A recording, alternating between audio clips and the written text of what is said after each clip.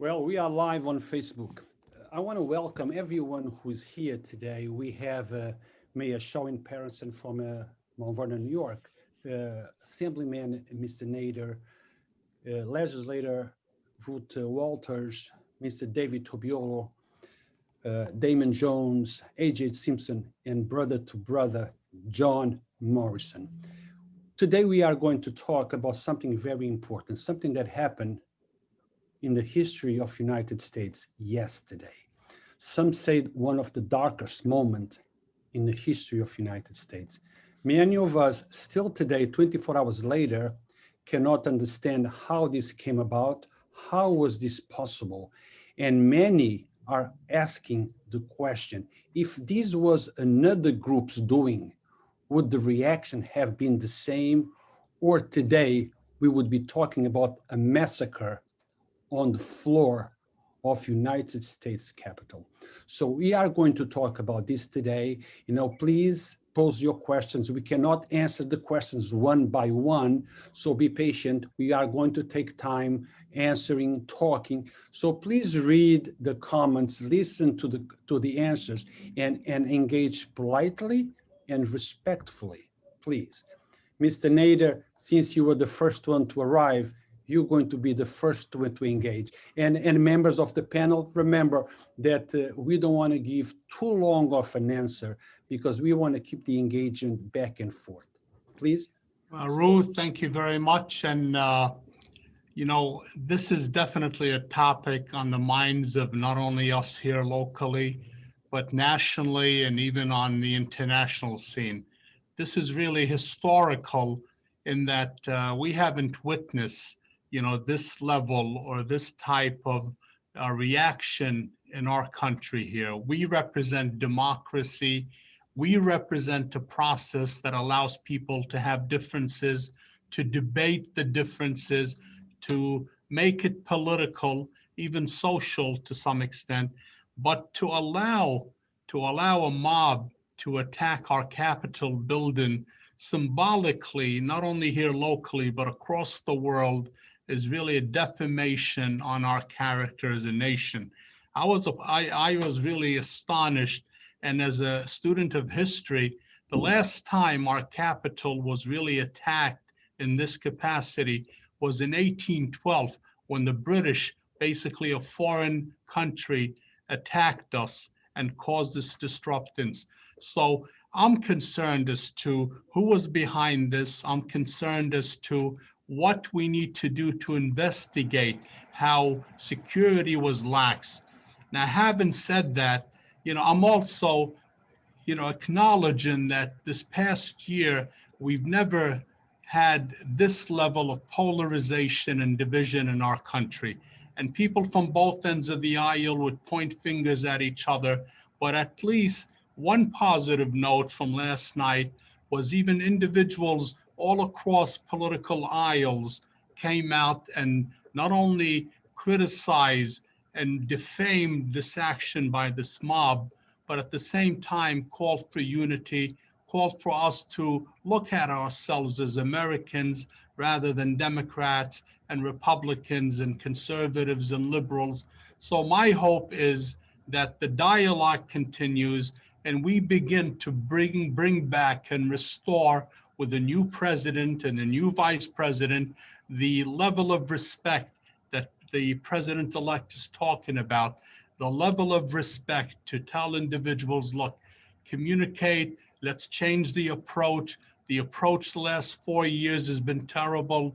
Let's bring our nation back where there's collaboration, there's communication, there's goodwill, and there's prosperous times ahead of us, especially during these times of pandemic. We really didn't need this mess.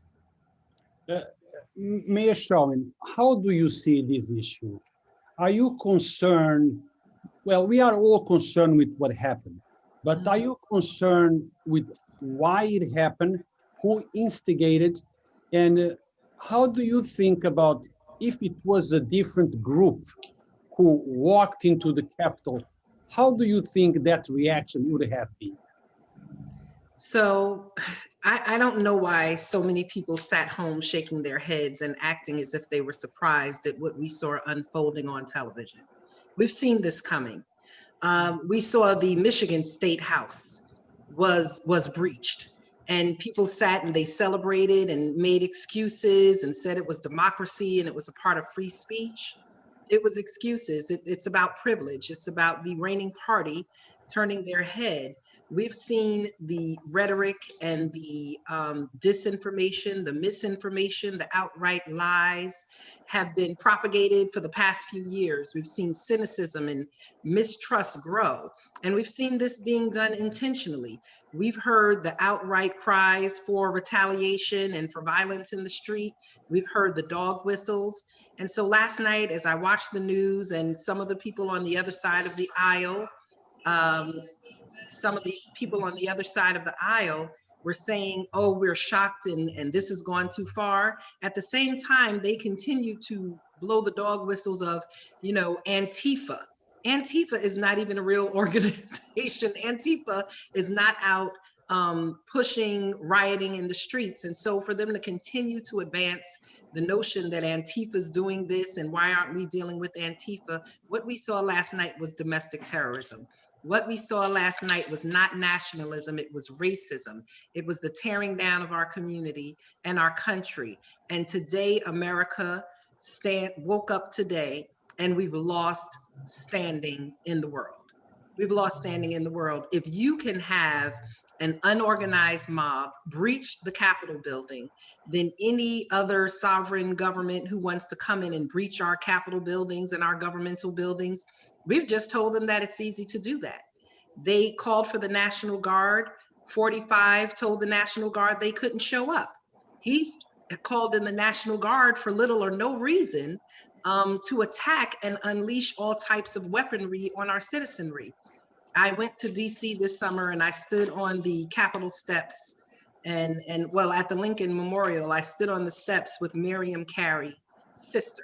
Miriam Carey was killed back in 2013. She was a mother, 34-year-old with a child in the back seat, and her car was shot at 26 times when she had a mental and emotional emergency and made a U-turn and went onto the Capitol's property.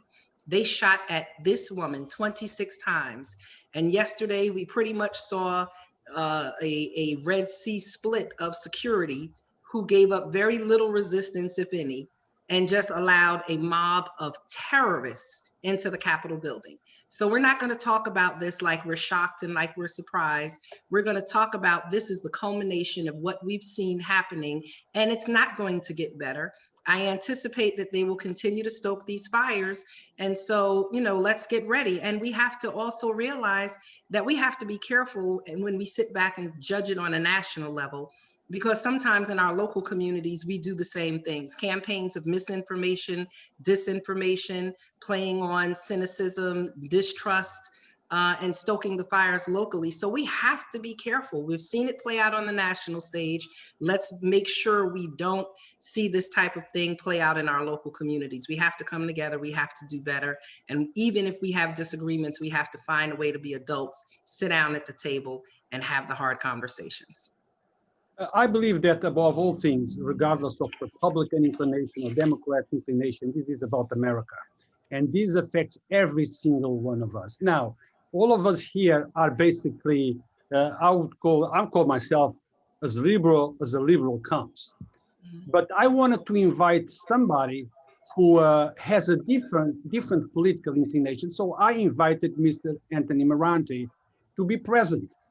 He told me, Ru, I would love to be present, but because of prior commitments, I cannot be, but I will give you my opinion. Mr. Morante does not think that those that were doing the vandalism, the anarchies, the sitting and destroying and perhaps hurting people were Trump supporters. He believes that they were professional instigators, probably Antifa, who infiltrated that group in order to cause chaos and point the fingers to the Trump supporters. he kind of forgot that President Trump, 2 hours prior to walking to the march, he said, let's walk to the Capitol. So, Damien, what is your point of view? If it was a BLM march, if it was a different group, if it was a Muslim group rallying, trying to expose something, do you think that today we would be talking about 4 people that died, or the reaction would have been different? You muted still. Damien, you muted? First of all, we also have to understand that those other groups will not run up on the Capitol building because Black people, brown people are culturally conditioned, right, to follow orders, right? We are culturally conditioned since slavery. We're not doing nothing like that, right? So let's first put that in perspective. This is not about politics, right? This is about safety and security of our nation. That's first and foremost. And what we saw was white privilege on display, that white people can run up in the Capitol building, can loot the Capitol building, can violate every security measure, and nothing happened to them. They could walk right out. One guy that was in Nancy Pelosi's office was outside taking pictures and bragging. He should be locked up in jail. He should be classified as a domestic terrorist. See, we're not hearing that type of talk because we're afraid to talk like that. And how many of those white men and women are law enforcement? How many of them went down there in their little caravans and participated? Because we already know that Black and brown communities are policed differently than white communities. And what happened at the Capitol building put it on display for the world that Black and brown people are treated differently than white people. Because if BLM or any other organization would have did that, they would have been dragged out. I remember watching when they were protesting for the healthcare bill, and they were dragging women out. They were dragging women out and putting plastic cuffs on them and taking them out. They did not do that this time. Why not? We have to ask why not. So I, as a member of a national law enforcement organization, we're demanding the head of the Capitol Police to resign. He must resign, because if you look at when Black Lives Matter, the police presence and the equipment that they had, and look at what happened last night, they didn't have it close to that, to the same amount of presence and firepower that they had when Black and brown people marched at the Capitol. So, this is white supremacy, this is white privilege in America on display for the world to see. Now, anybody? Ruth, yesterday when you and I were talking, I made a phone call to you, and both of us were flabbergasted about what was happening. What crossed your mind when you saw those images? So I'm a legislator. I'm an elected and sworn in representative from my district. And when I saw the mob break down the door, break down the windows, scramble through the windows, go into the Capitol, go into people's offices, I was so absolutely shocked by the ability of these people to go into our highest legislative body and take it over. And we all see this around the world when there's a coup. It's terrifying. The elected officials are hustled out and put in jail for going against the leader. It wasn't their point to harm the legislators, but it was terrifying, and it was meant to terrify. And it was domestic terrorism, the way that Mayor Sean Patterson Howard said. So as a legislator, I was immediately shocked by this audacious destructive vandalism. And you know what, Ruth, I'm thinking about our military bases around the world. What is it that they are protecting? They are protecting our government, our system of government, not just the people. It is, yes, the people, but it's also the idea that when we come to January 6th, there's a transfer of power, and that is a peaceful transfer of power. And I'm not going to go on much longer, but I want to point out that yesterday morning was a joyful time because I woke up and 2 senators had flipped in Georgia. And I want to compare and contrast the 2 methods of interacting with your government. So in Georgia, you had so much groundwork, so much effort to get the word out, to register voters, to engage with their government. They got the vote out, they did the hard work, they won the elections, both elections. And on the other side, you have people who say, you know what, I don't like the results, I'm gonna take the system down. So there's 2 ways that we saw yesterday, so dramatically different, of interacting with your government. So if you lose an election, you go home and you think, I gotta do this better next time.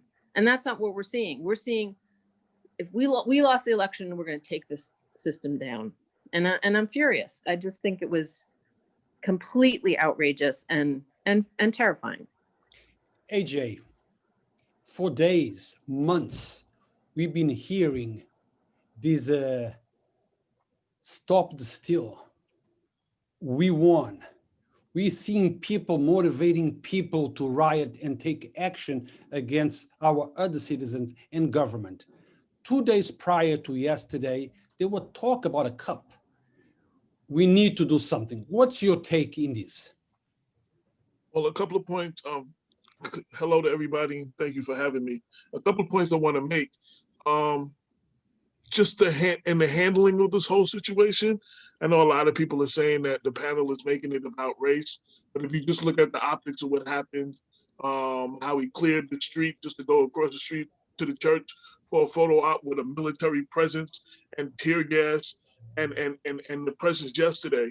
A couple of other things. I watched the tape over and over. One thing that I haven't heard mentioned, the police actually cleared the barricade for the people to come in. So like they welcomed them in. This was almost like there was an order not to use force. Like this was allowed and orchestrated. Secondly, the president had been telling everybody, wait till January 6th for the last couple of weeks or whatever. He met the crowd and told them, let's go down Pennsylvania Avenue to the Capitol. Let's go down, let's march down there. So he excited this whole situation.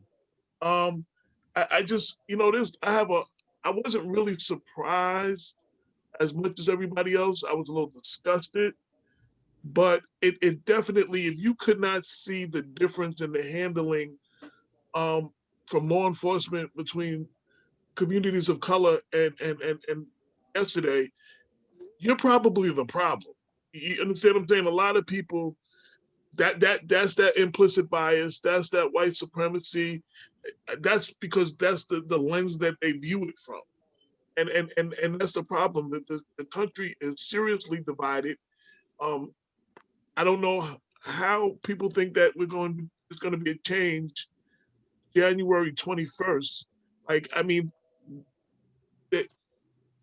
the country is seriously divided, and the president has half this country believing the lies that he is pumping out to people, and it is very dangerous. You know what I'm saying? And this attitude is going to continue.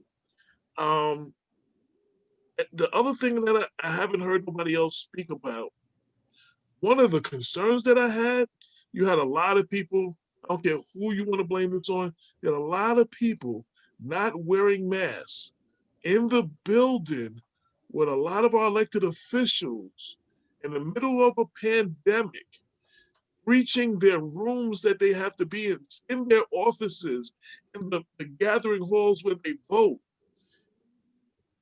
Yes, the police cleaned room to clear people, but there wasn't like a cleaning of the building for our elected officials went back in there. who knows what's going to happen after that? Like the effect of that as far as the pandemic is concerned. I haven't heard anybody speak about that aspect of it, and I definitely wanted to bring that to the conversation. Now, Westchester County Legislator, Mr. Tubiolo, David Tubiolo. David, what about those folks that are comparing this to BLM March? Say, well, you didn't talk about BLM when they were burning. You wouldn't talk about BLM when is this. When you see these two incidents, BLM March and the attack on the democracy yesterday at the US Capitol, what do you see? What is the difference? Well, thanks for having me on the show. First of all, I don't think you can compare the two.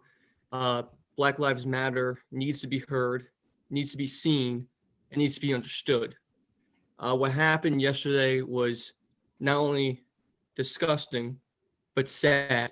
It's a very sad day, not just for us, but for the whole world.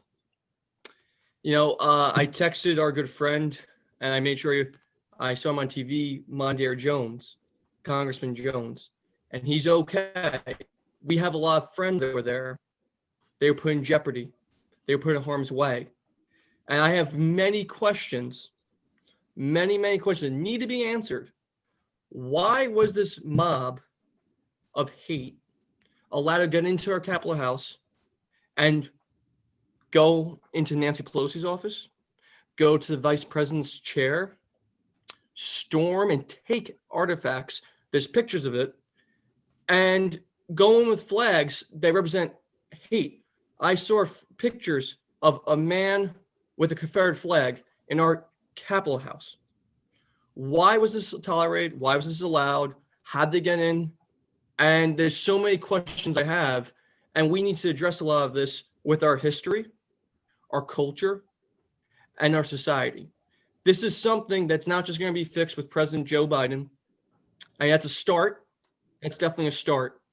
But this is something that we have to, as a country and people, face our past, present, and our future together.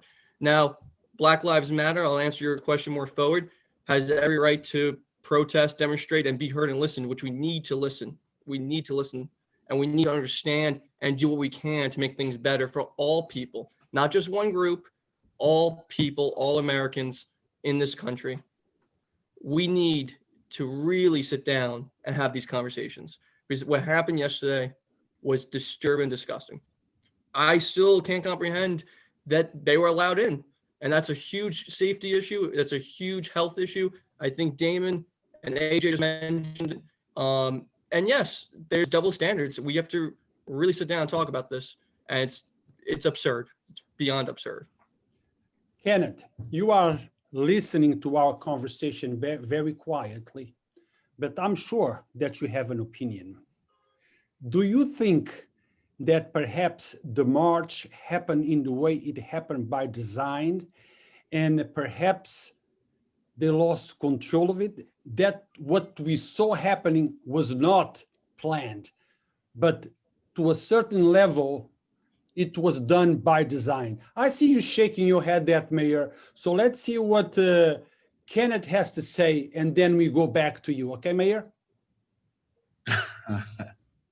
Well, let me first say that when I saw everything that was happening yesterday,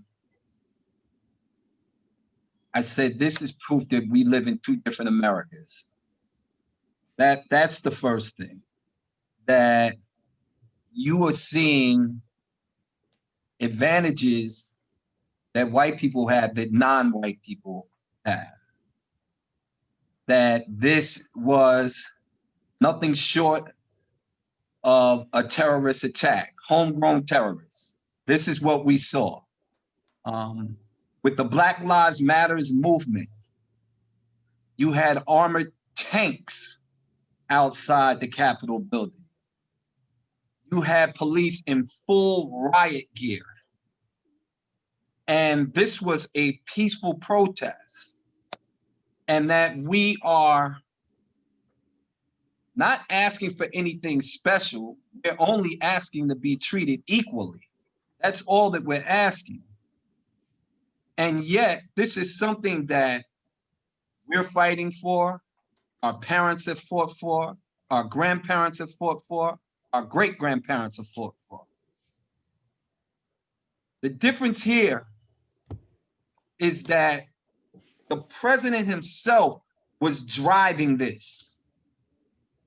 He was driving this. He wanted this to happen. So this was planned. This was talked about as early as the summer, okay? This is not something that just popped up. So you knew that this was going to happen, and yet the white privilege kicked in, and you saw no one there. I mean, I saw police officers running away from them, where with Black Lives Matter protesters, you were running at them, grabbing them, slamming them on the ground, spraying mace and pepper spray in their faces, hitting them with sticks. I mean, all of these things were happening. It looked like a scene from the 60s civil rights fight cases.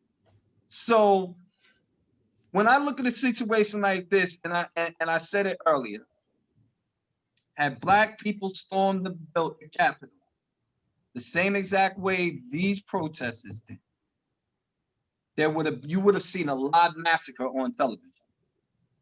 That's what you would have witnessed. And they're saying that they're oppressed. What are you oppressed from? They are calling themselves revolutionaries.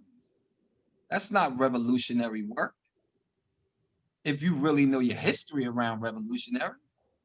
So I'm gonna stop there and let someone else come in and say whatever it is they need to say. Thank you, Kenneth. Mayor Shawyn, you there, you were shaking your head just before Kenneth engaged. Why were you we got to tap into Brother John, and then you have a T. That's correct. And then we'll come back to me. We want to be fair. Good enough. Good enough. Thank you. Noted. Atif, don't forget Brother John. He's been on here from the beginning. Brother John, yes. Thank you. Thank you. Brother John, we saw a police officer running away in the stairway. Bunch of people, thugs, I would call them, running towards him. How would this police officer would have reacted if it was a whole bunch of Black people coming after him in that stairway? First, I'd like to say hello to everybody. And I'm glad you asked that question. But before I answered that, I didn't think it was a sad day or a bad day. I thought it was good, because for years we've been saying that we get police different from everybody else. And people thought we made it up. But yesterday showed you how it is that we get. And it goes to me to say, they saw human beings yesterday. That's why they didn't react, because to them, it was their own. When that cop we were talking about, officer running upstairs, here's how we do it. You resisted arrest. I feared for my life. We saw him fearing for his life. But he questioned it because the higher-ups see them differently. They're humans. They don't see us as humans. That's why we get treated differently. He had a gun on his hip. He could have pulled out at any time and said, back up. But he thought about it. We never get that question to say, let me think about it first. Because if you're not looked at as a human, you don't get treated as a human. And that's what, when I looked at it, I was like, wow, we've been saying this for years. We've been saying, look how you police them and how you police us. So in that sense, I would say, this is not the end. They're going to come back. This is not the end. And we have to find a way. I think it's good for me, because now I can go out and talk to people and say, you see what happened yesterday. We need to start mobilizing our community for Black people to start sticking more together, right? To talk to the officers and say, start treating us the way you treat them. Respect. Respect. What happened to the authority? You usually throw the word authority out quick. Respect our authority. I saw them actually in the middle talking to the guys, having a conversation like, hey, listen, could you leave? We would have never got that. We would have never got that conversation. Once you breach the barriers, how can you dare have a conversation?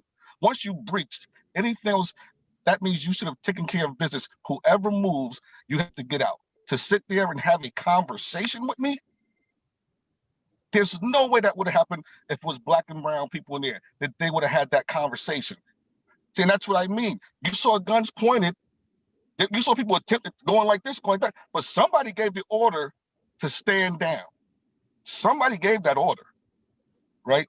And they gave the order because they seen people that looked like them, which they considered human, and they don't consider us human. So that's pretty much all I have to say about that. Atif, Thank you. what is your take, about what transpired yesterday in Washington? Atif? Yep, you there? Can you hear me? We can hear you, Atif. Okay. I think it was a lack of preparation. And I think it was deliberate. I think that the schedule, I think as far as the Capitol Police is concerned, was altered. I think officers were arranged to be at posts that they probably couldn't handle or haven't been on. I think that this was deliberate. This was planned. And then to see video of Donald Trump Jr. watching this and thanking them for doing what they're doing really just sums it up. So I'm angry. I'm really angry because I was almost in tears seeing the halls of our Capitol, the portraits, and then these thugs. I mean, these animals coming up, raging, pushing cops, chasing them up the stairs. It really hurt. It really hurt. This one really hurt. They went way too far. And this was no way close to protest. I think the chief of the police should have resigned immediately. I also think that the president should be impeached, but we also have to look at the fact that what good would that do?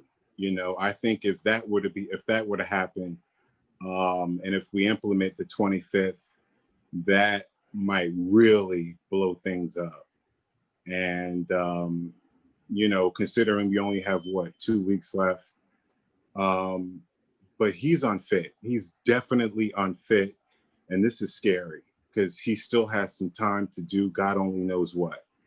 So there needs to be an immediate investigation, and I think it needs to be spearheaded by the Biden administration.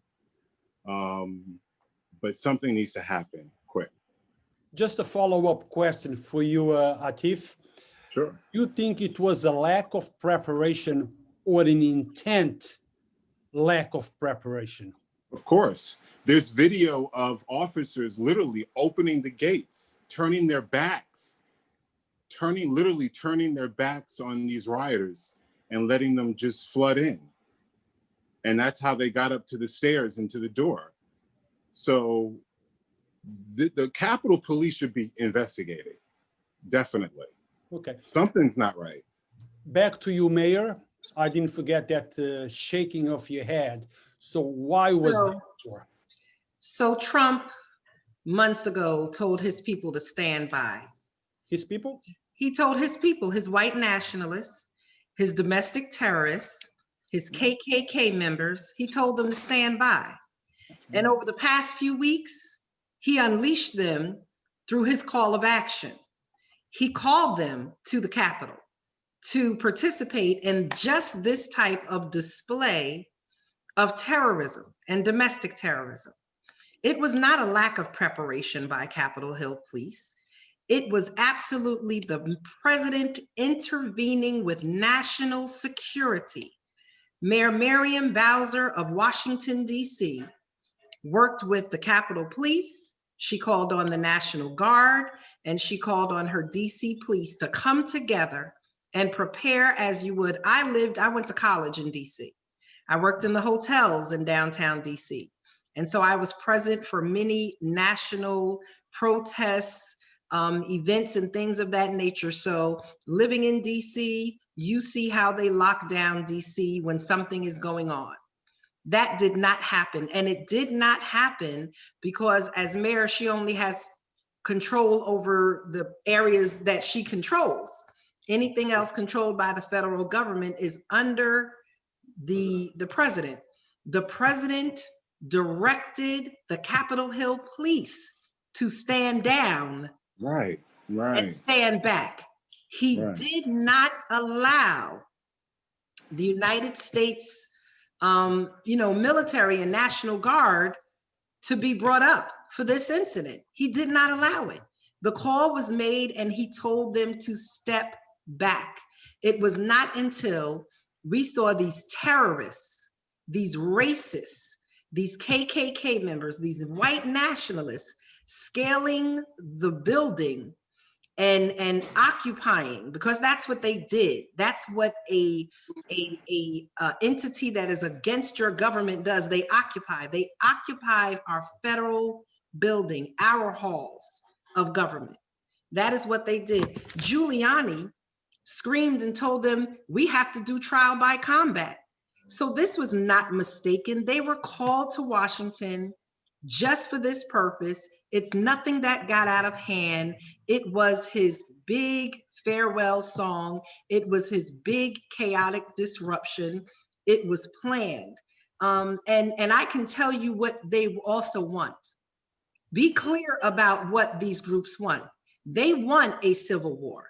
They want an all-out civil war. They have been planning for this for decades. They have been training. They have arsenals of weaponry and artillery. They have bunkers built in places all over the country. They have food and water stored. They are preparing and they are pushing for a civil war. So yesterday, if we would have had a real response from the Capitol Hill Police or the National Guard, where you saw white bloods pouring down the streets of Washington, D.C. and the steps of the Capitol, today our country would be in a huge all-out race war that we honestly are not prepared for. We might have a few militias, but this is how they've been trained. They've raised generations of children in this country to prepare for a race war. So let's be very clear what we're looking at. Let's not dance around this. This is what they want. This is what they're pushing for. And yesterday will not be the last time you will see this level of disruption. Now that they know that they can do this, they're going to continue to try and do it. And they're going to do this when Biden becomes president, because they know that Biden will have a military response. And if we have a military response, that will spark off the civil war and the race war that they've been looking for and they've been preparing for and that they are anticipating. This is what they expect. So we need to really have honest conversations in our country right now. Let's stop acting shocked. We've seen this building up and we know that this is what a segment of this country wants. When white privilege is challenged and they are forced to feel like they're just regular average Americans, then they feel like their freedoms and their liberties have been breached, and their response is what we saw yesterday. They didn't lose rights. They just are losing some of their privilege that they have become very accustomed to. Right on, Mayor, right on. Now, Mr. Moranti just joined. We want to give him the opportunity to give us the other side of the coin, the other opinion. But before we go there, let me just read a message that I just received from Yonkers Mayor Mike Spano. This is what he tells us. What transpired yesterday at the U.S. Capitol was nothing short of abhorrent and was an attack on the sanctity of our democracy. President Trump, divisive words and the lies he continues to perpetuate incite chaos and insurrection by the lawless mobs of his supporters. This mission was to silence the voice of the millions of Americans who participate in a fair and honest election. Thankfully, the efforts did not prevail. because of the strong sense of duty by Congress to uphold our Constitution. I join many of my colleagues in government in calling the law enforcement to prosecute those insurgents to the fullest extent of law, to send a message to Americans that we will not tolerate those who took to desecrate, this is one of those words I have a hard time with, the very foundation of our country. I have faith that in time we will be united again as a nation and continue to be the pillar of strength, resilience, and around the world. Now, there is demand, and the FBI and Capitol Police are asking the public for help, identifying those people who did this. Can they just go to the White House? He's right there in Washington. Ruth, and I know we have our Councilman Moranti on. We need to start with the Congress members, those 12 that intended on disrupting the vote yesterday. They need to be tried for treason. When people, if you shoot a bullet or if you call fire in a crowded room and there's a stampede, people are charged. These Congress people did nothing short.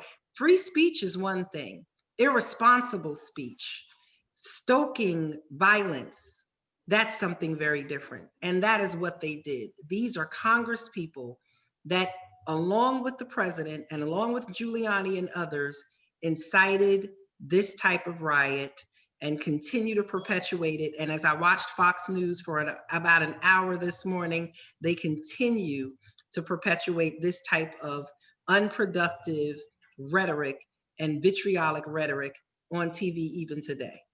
And either we're going to address them or we're going to allow them to continue to go through this folly and continually put the democracy of this nation at risk. Atif, you were trying to interject? Yeah, I just want to say something. I want to respond to that because, I mean, it's their right. They have that right to object, don't they? So, I mean, you know, if we can't, you know, say that their actions were because these 12 Republicans were exercising their right, they have a right to object, you know. They have a right to object, but they do not have a right to continuously perpetuate lies, say that the election was stolen, say that we have to protest, we have to stop, we can't allow this to happen. Objecting and being responsible in your objection is one thing. Going out and stoking people to some type of violence, they participated in this also. And for Giuliani to sit there and say trial by combat, we know what that meant. They said, we're going to walk down to the Capitol, and then he started screaming trial by combat. This was not some mistake. This was not a slow bubble or boil. They aimed, they shot, they hit what they wanted to. And the only thing that they didn't get this morning was an all-out race war. And the only reason they did not get that is because Trump had the Capitol Police and the National Guard stand down where he unleashed his supporters. Now, guys, let's give Mr. Moranti, please, the floor. They left bombs. They left bombs. Right. Mr. Moranti, if you can hear me, please give us your view, your opinion on this issue. We spoke earlier, and your point of view was this is professional writers that did something to point the finger at Trump supporters, but it was not really them. So what's your point of view? Can you hear me? Ruth, I got onto the call. I wanted to hear people would call me saying that I was how I answered you this morning, and I may have used the word Antifa, but I think there's a professional agitators that were involved with this. But it was a tragic day yesterday, and it's just not typical of what I would normally want to see from our people that are protesting there, that were quiet. Because again, and I'm only going to say this because I'm not going to get into a deep discussion with this. I haven't, there's a lot of information we still have to get, but as far as the tragedy is concerned, let it unfold with all the information. But the answer is that there were thousands and thousands of people there, and it just doesn't look. It just didn't feel right. The people didn't like they were not in the right place. They looked lost. They didn't even know what they were doing. It was so looking at it was like, what are they doing? This is not what they normally do. But there were a few people though that did know what they were doing, and they looked like they were professionals. And again, like I said, it was a tragedy. We got to get more information. But I've seen these other things. I went to one of the, and they don't allow people to get physical. They just don't allow people to get physical. So that's why it just seems so wrong. It seems so wrong that people got physical there.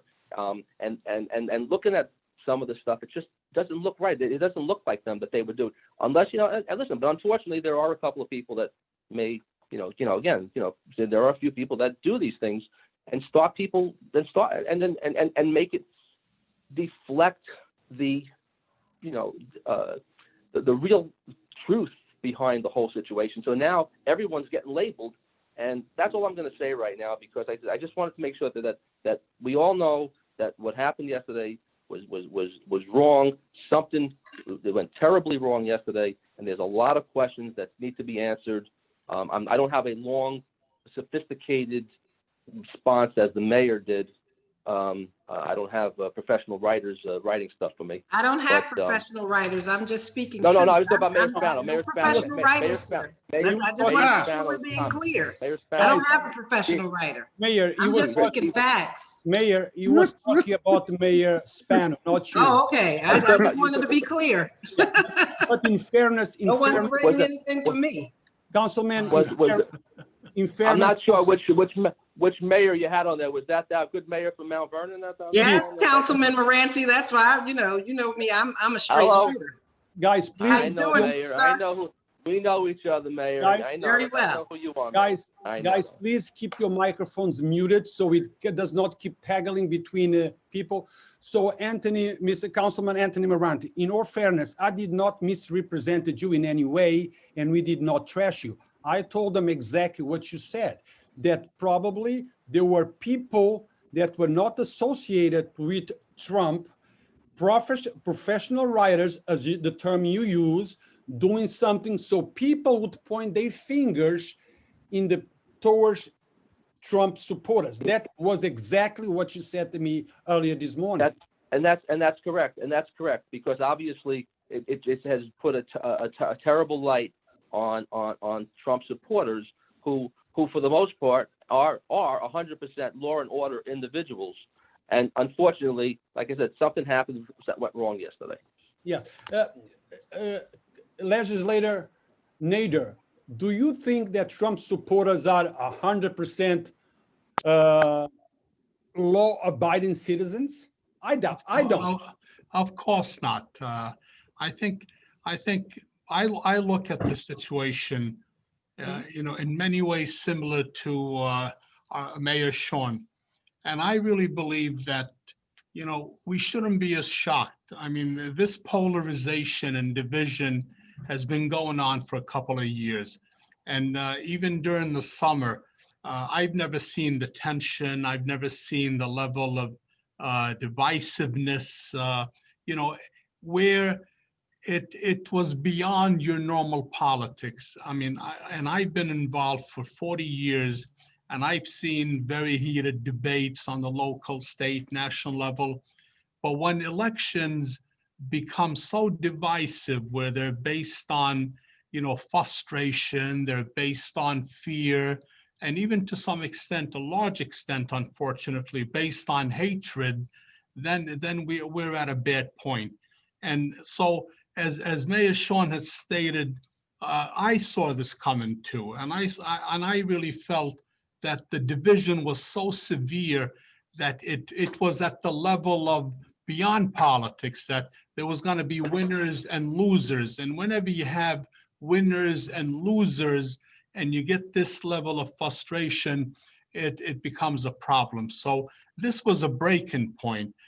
What happened after the breaking point, as terrible as it was was a major factor. And I agree with the mayor in that if the wrong course of action took place last night, then yes, we would have had a more severe race war in America.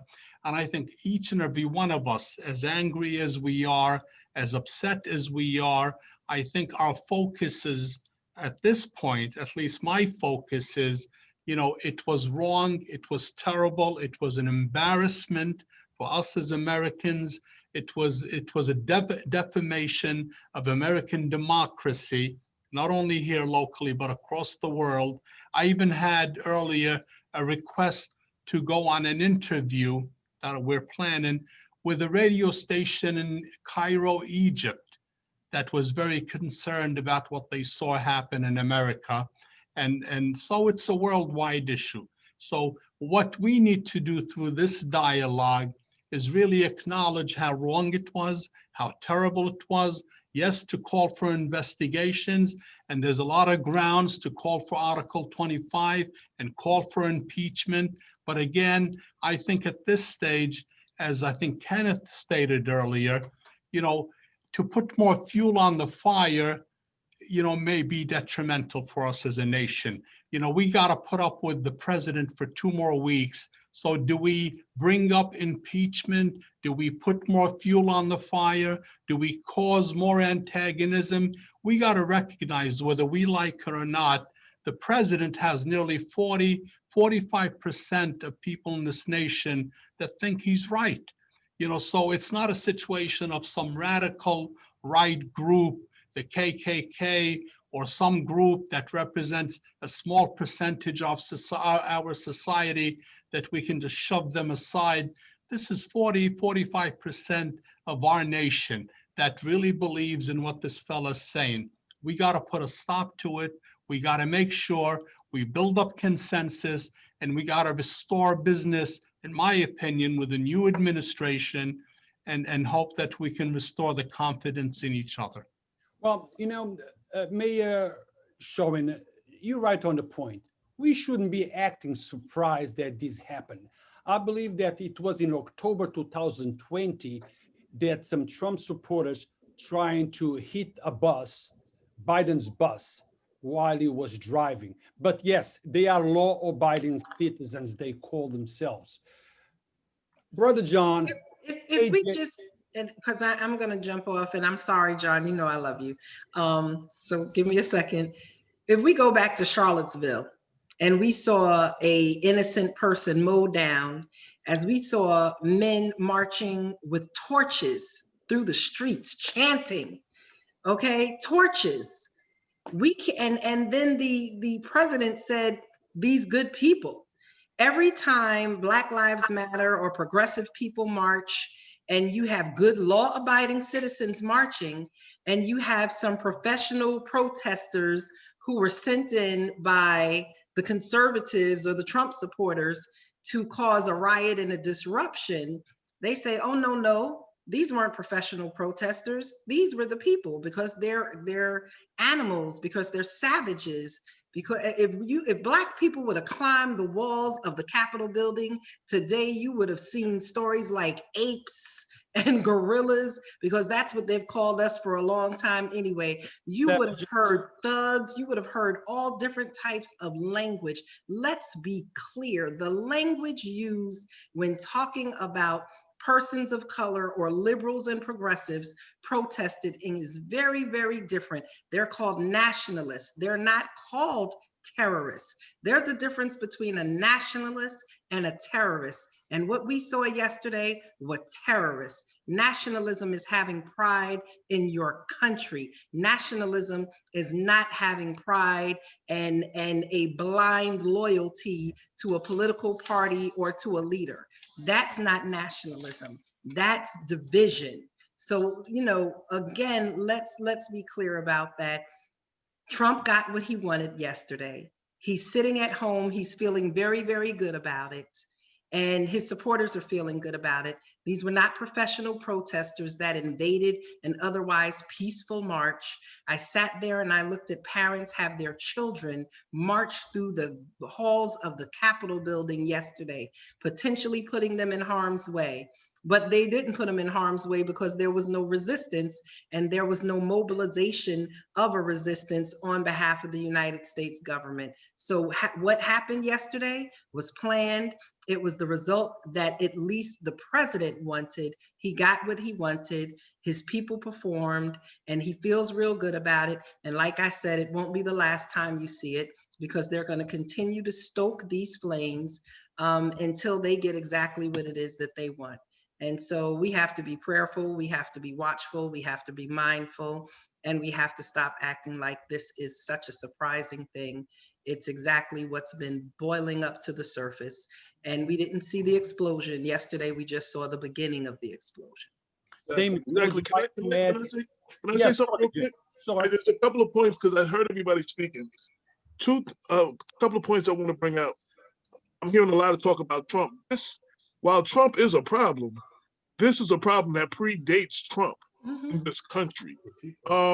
He's appealing to those people who have felt this way before he got into office. There is a big division in this country, and that's one thing that we have to deal with.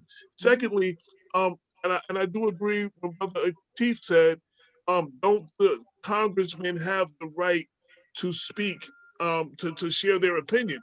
And one thing I want to add that when they have objections, their point of where they're supposed to fight this is in court. And they have lost every court case, and they could not go into court saying anything that they said, or they would have been held for perjury. They can do it on Facebook, and they can do it on all these other forums that they want to take this advantage of. And that I want to make clear. They're using these mediums to put out this propaganda and provably false facts, false statements that they can't go into court. Whereas the only place they could fight this, they can't. And some of these are lawyers, so they know what they can't do in court. They know they can do this on social media, and they can do this with any camera that they can get their hands on, and that's what we've seen a lot of. So I just want to make those 2 points. The biggest thing is the division in this country, and it's being exposed more and more right now. And Trump and COVID just made it a perfect storm. This definitely predates by hundreds of years Trump. So I just wanted to get that clear because we're talking a lot about Trump. Damien, would you like to add anything to this?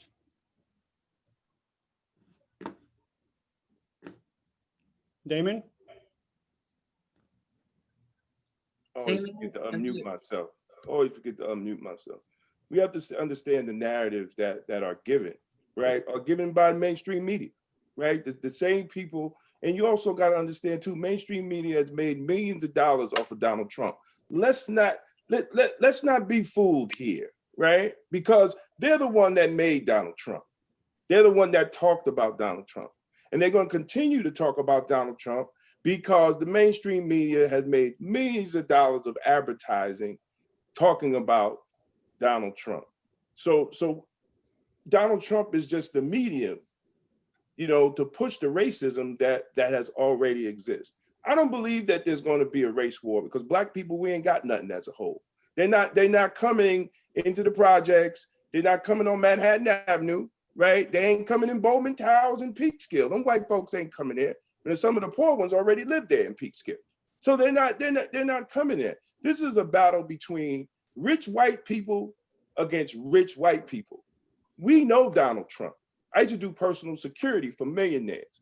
Donald Trump has always wanted to be the in man in the rich crowd, but they never let him in. This is what it's all about. This was all about. So let's not get this twisted because we always put Black people as the pawns in this political game of white folks here in America. We always done it, and we always have been used as the pawns. But this war right here is not even about us because we don't own anything. We don't own anything in America. We own less land now than we did in 1870. Think about that. Black folks own less land. So all this what's going on is about the battle between rich white people against rich white people. So, but we also have to, I don't want to miss the point of the fact that national security was broken last night. We could talk about Trump and we could talk about the political parties, but national security was broken last night. And we also got to understand the Capitol Police is run by Congress. It's not run by Trump. So whoever is in charge of the Capitol Police should be fired immediately, or someone needs to check Mitch O'Donnell and see what's going on. But we still have to have an honest conversation, because after January 20th, Trump's going to be gone. Racism is still going to be here. The racist systems will still exist, right? Police brutality will still exist. All the systems that they put in place, according to the new Jim Crow, those laws are still here. Those laws are still here. So, we have to be able, and I'm glad to see my legislator, the mayor's on, assembly's on. We got to start passing legislation. If we ain't passing legislation, then we just talking loud and saying nothing, because racism exists in the legislation. Racism exists in the budgets, right? So if we have to start talking about that, so we won't have a Capitol Hill again. So let's move on now to David Tubiolo, Westchester County Legislator. David, what have we learned? I know that thanks to Trump, we exposed a lot of the bad things that happen in America, because up to now, it was masked. Now we know what it's really there. It's exposed. Now, on January 20th, we are going back to a new president, but the problem will still remain. What have we learned from yesterday, and what's the future? Well, this is a very large question, but I'm just going to jump off what Damon said and go back to what you said. I completely agree, and I welcome everyone to meet with me and my colleagues to discuss legislation to make it better. We have a wonderful community in Westchester, and I proudly represent Mount Vernon, City of Yonkers.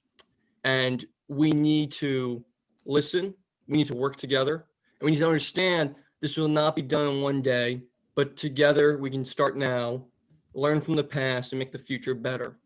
Now, and I really want to take Damon and AJ and everyone up on the legislation part.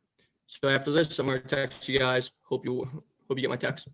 And Ruth, just repeat the rest of the question, because there's a lot of things that are happening right now. We have to really discuss everything. It's a huge topic. Just repeat the question.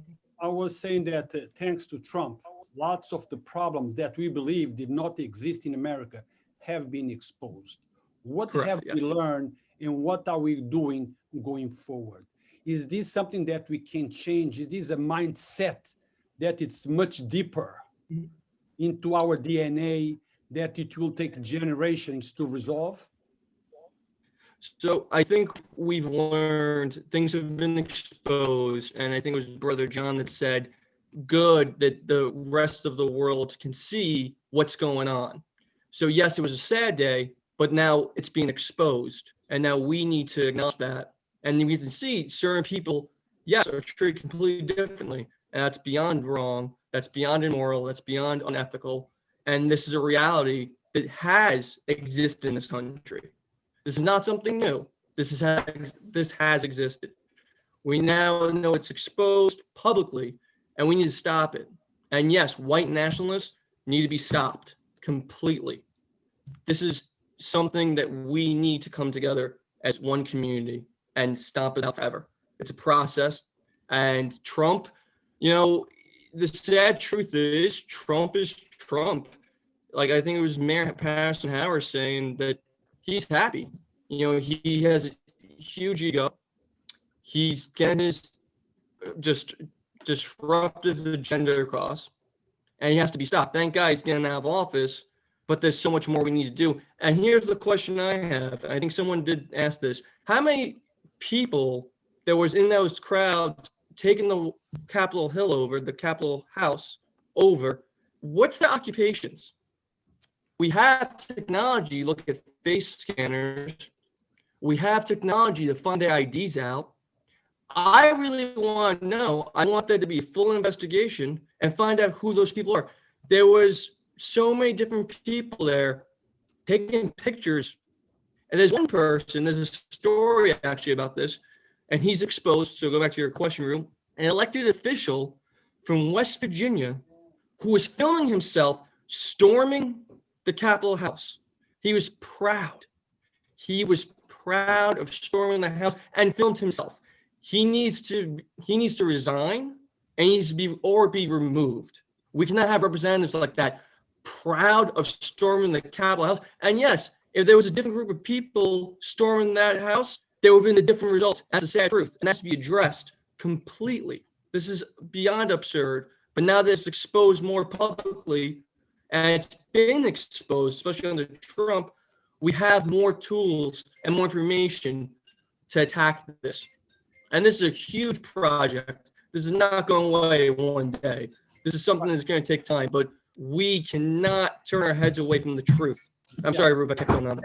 It seemed like they were not very bright, because as they were doing it, they were actually taking pictures, selfies, and posting I would say they're on social media. I'm sorry, Ruth, can I add something? Sure. I wouldn't even talk about the intelligence. It's the arrogance and the pride. They weren't afraid. That's different. They were proud and not afraid of ramifications. That right there shows there's a different standard. There's a different standard. We have to acknowledge that. Well, we have to acknowledge that, and we have to address that. That's what's scary. Who were these people? We need to find that out, and we need to bring them up on charges. It's beyond absurd. And yes, if Black Lives Matter would have stormed that Capitol House, there would have been a much different result. Horrible result would have happened. So you can't have two standards. If it was minorities doing this, maybe 200 or 300 people would have been arrested yesterday coming out. Now, Lorraine just logged in, and I'm sure that she's a very outspoken person, and she has her own opinion about what happened yesterday. Lorraine, please, let's hear it. Listen, hi guys, and the Queen, the Mayor. Listen, I have the same opinion on basically everybody here. My issue is this: what the hell are we gonna do about it? Because we are talking a lot, and we're saying this is wrong, and we're saying this should happen and that should happen. But what are we gonna do about it? You know we got Schumer, we got Pelosi calling for articles of impeachment. We've got somebody, psychologically incapable of holding office. But at the end of the day, nothing is going to happen. Nothing has happened for 4 years. It's not going to happen in the last 13 days. I'm sorry, I hate to tell you, it's not going to happen. We're going to hear a lot of talk. There's going to be a lot of smoke, but there's going to be nothing's going to happen.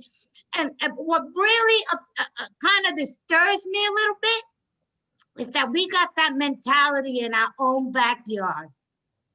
Okay. Marante, I'm gonna say it. How fucking dare he? How dare he say what he said? How dare he say that those are not what are you supposed to look like if you support Trump? They don't look like Trump support. What are you supposed to look? What do you look like when you look in the mirror, Marante? And you know what we start?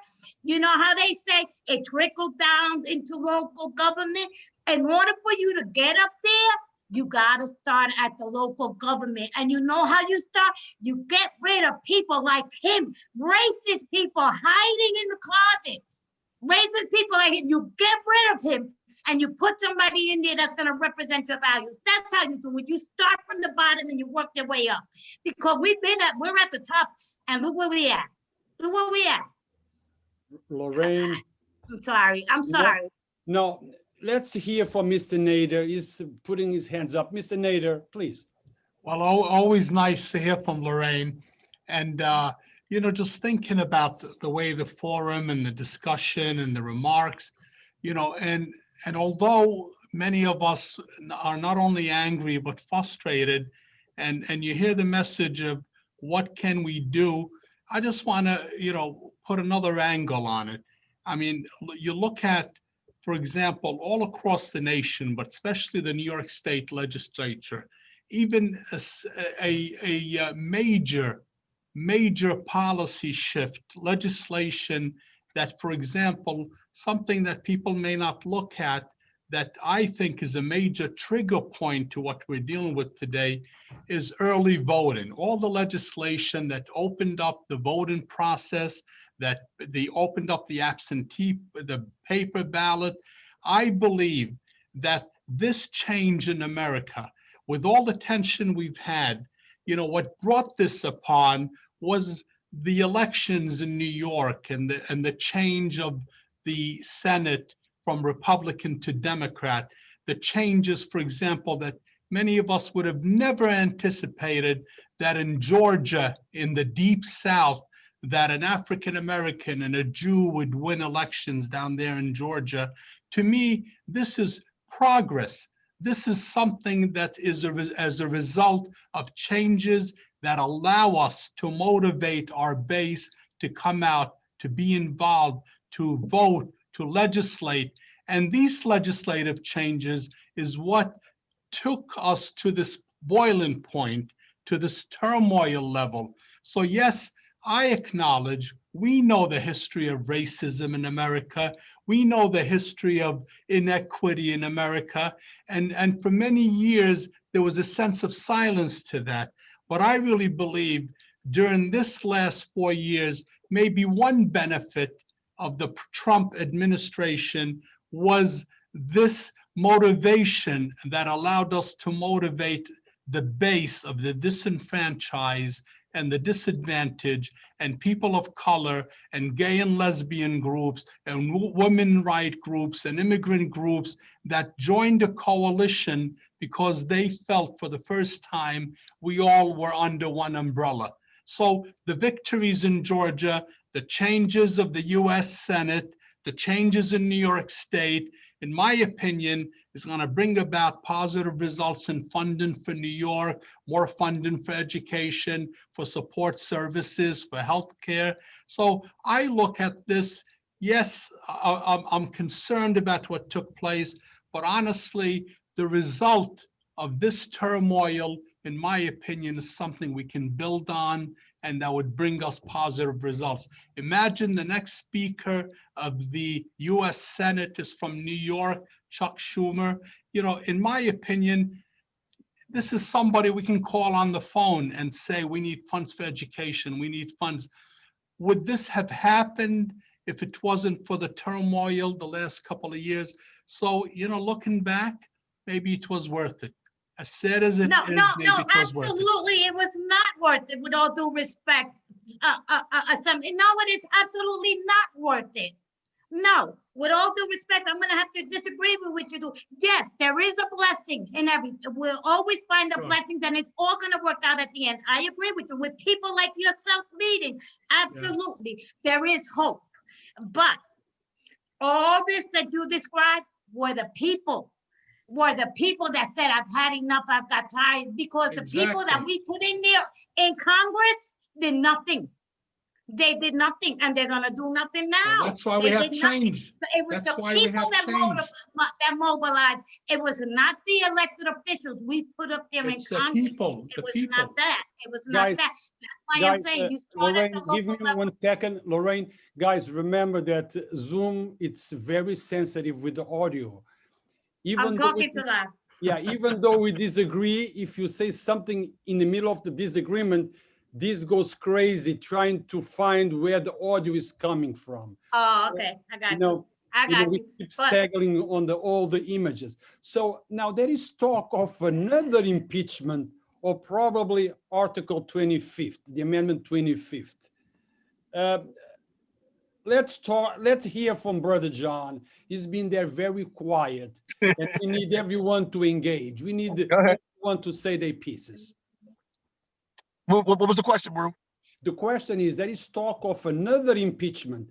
That would be another first for Donald Trump, the first president to be impeached twice in the same 4 years.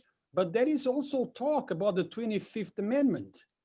Yes, of taking them out now. Well, I agree that he has to be removed, but he has to be dealt with now, because as long as Trump is out, he's gonna incite the more riots. He's gonna incite more problems, more hate. There's so many things that Trump's gonna do, and we're talking like if once the new administration takes over, all this is gonna disappear. It's not. People. I think some people are forgetting 70 million people still voted for this man. 70 million who agree with him. So if he's not, we know that he's not right in the head right now, but we all created him and we all allowed it. It wasn't just one person. We all allowed it. When he called people's sons of bitches, we didn't go and get all riled up, right? When he said, oh, the sons of bitches, when he put the little Mexican kids and was taking them away, we didn't get into it. There's so much that we didn't do that we let him do. And he's going to continue to do more and more as long as he's out. So I don't think there's anything that can be done but to have him put away. You know, Brother John, I tell people all the time, Trump did not elect himself. Trump is a reflection of the mindset in America. He's a reflection. He was elected. He represents what America is really all about. So I agree with that. That he brought out. He let everybody know. See, there was a time I say that people always say, "Oh, we're doing better." He let everybody know we're still here. Don't think we're gone. We're still here, and we're powerful. Yes. And one thing I don't remember who said it earlier was they're together. That's the biggest thing for them. They're together and ready, where everybody else is not. And that's what Trump let everybody know. And that's what I got. The biggest thing I got from yesterday was, like I think somebody else said, that they didn't hide their faces. They took selfies. They wanted you to see them, to say, we are here and there's nothing you can do about it. Damon, you feel the same? Absolutely, absolutely. And one thing I want to say is, I'm gonna take a joyful jab at my buddy and my friend, my lifetime friend Keith Olson. Where are the police unions going to denounce these actions? Damien, allow me just to interject. I'm glad you brought that point out. Keith Olson was invited to this Zoom meeting. He declined.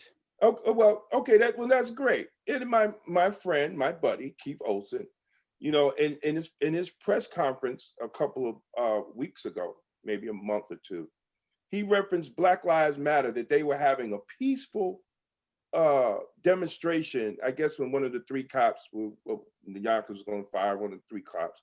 And he made a statement, oh, this is a peaceful demonstration, not like the other demonstrations or Black Lives Matter. I remember him saying that statement.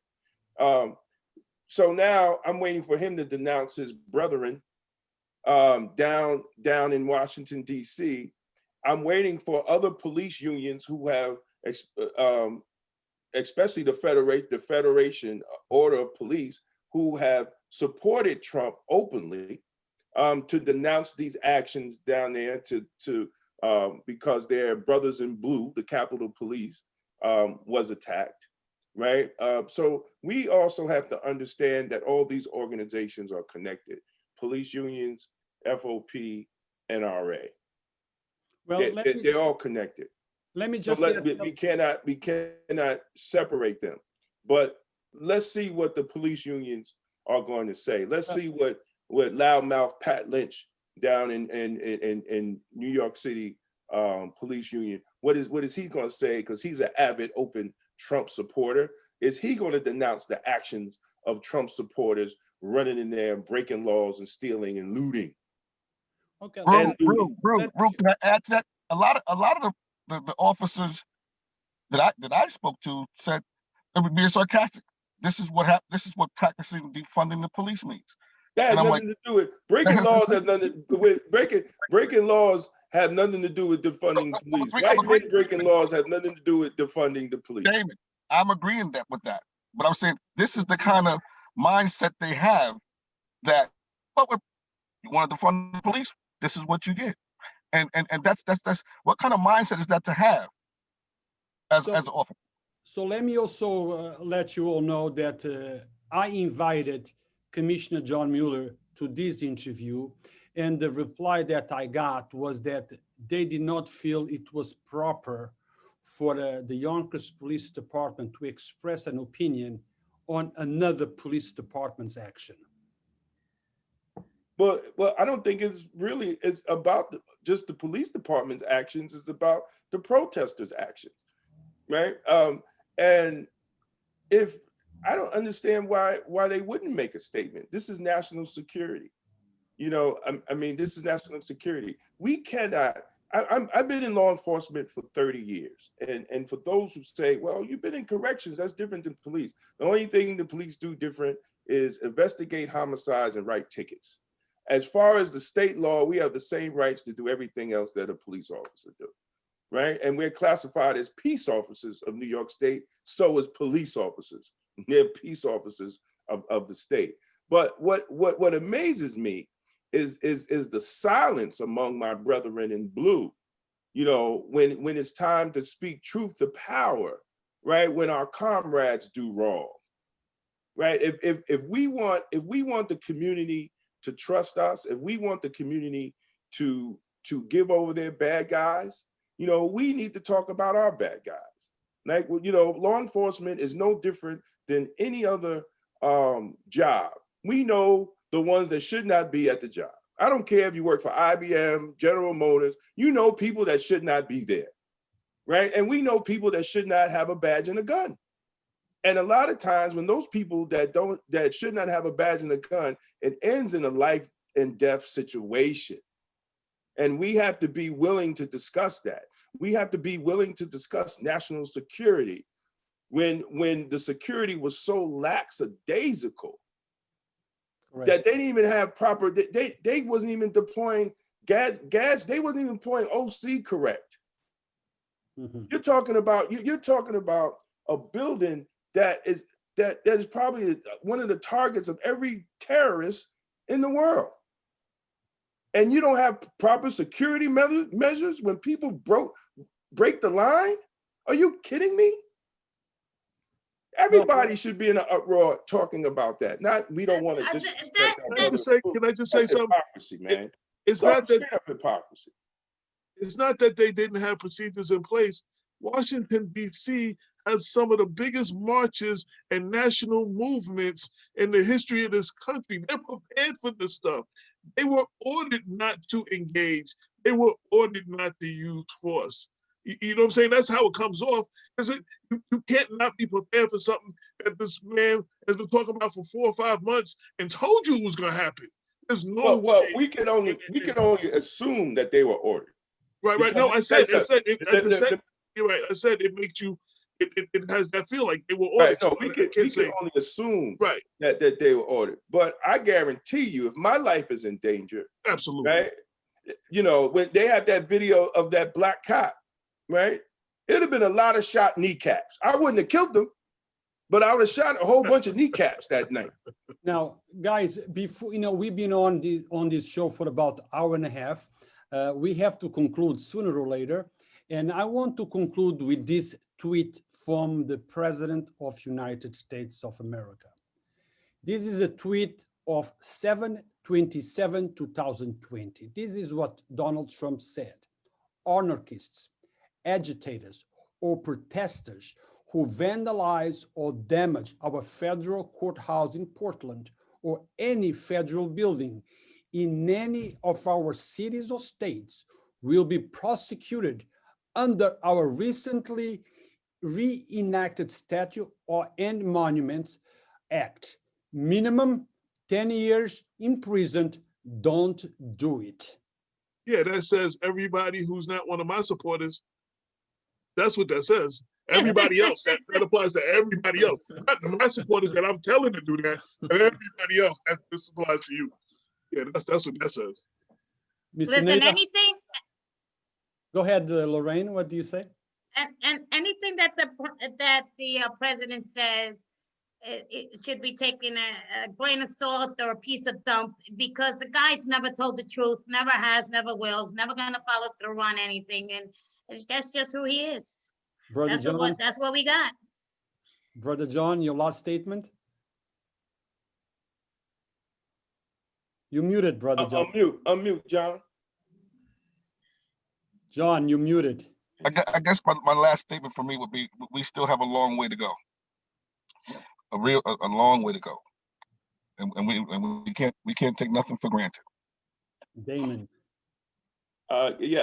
Listen, I echo John. We just got to work with brothers like Assemblyman here and Brother Tubiolo and the mayor, so we could get it's all in legislation and laws. We have to start pushing legislation and laws that are going to protect the people no matter what color they are, right? So it starts with our elected officials working with the community, and it starts from the bottom, from local, then state, local, county, state, and then federal. And we got to support, Brother Jamal Bowman. We got to support Brother Mondaire Jones. We got to support those people that are down there fighting for us. And we have to communicate with them and make sure and also push them to push the proper legislation. And, it has to be a national network, because some of those fools that's down there, whoever's in those districts, McDonald and all of them, I don't know what's going on in those districts. Maybe we need to go down there and start a BlackWestchester magazine and educate those people in those districts so they can know that their politicians is full of crap, but we just got to educate the people, man. We got to educate the people. Can I just say one thing? You mentioned Sure, AJ, sure. You mentioned Jamal Bowman. I did speak with him yesterday. He let me know that he was safe. He was there in the middle of all that, but I did check on him, and I just wanted to put that out there. And on BlackWestchester, I have quotes from a lot of the elected officials, including Mondaire and Bowman. You can just read it. It's BlackWestchester.com right now. Thank you, AJ. Mr. Nader, Legislator Nader, you opened this show and you closing it. Well, Ruth, let me just take this opportunity. First of all, thank you. I've often said on many shows with Ruth how important it is public awareness, and how important it is when we as citizens, as residents, become more aware. And I think what makes us more aware is through your efforts and individuals and shows and presentations. So this was timely. It was on a topic very important for all of us. It was a historical significance type of topic. And the panelist you put together is really not only reputable, but really did a terrific job this evening. And I hope that, as I said earlier, that we always keep this happening in our minds and our hearts. And as was said by many of our panelists today, let's move forward. Let's focus on what is important. The importance is legislation, and we've initiated that legislation on the state level. And as I said earlier, to continue to expand awareness, voter registration, because the way you correct is through legislation, through elected individuals that feel and practice and legislate the way we believe, and to make sure what happened in Georgia and what happened in New York continues to happen. And that happens when we are aware, when we participate, when we have tremendous voter turnout. Trust me, from prior elections, and you look at the last 4 years, the turnout of minority, of people of color vote and turnout is what made the difference. So it can't be frustration with Trump, and it can't be frustration. It needs to be a pattern that we teach our kids from high school, in colleges, and our public at large, that this type of participation, this part of the extensive voter turnout needs to be continuous. It can't be it was heavy because we were angry. We need to have the same turnout every election so that we can promote the change we need. So thank you, Ruth, and thanks to my fellow panelists.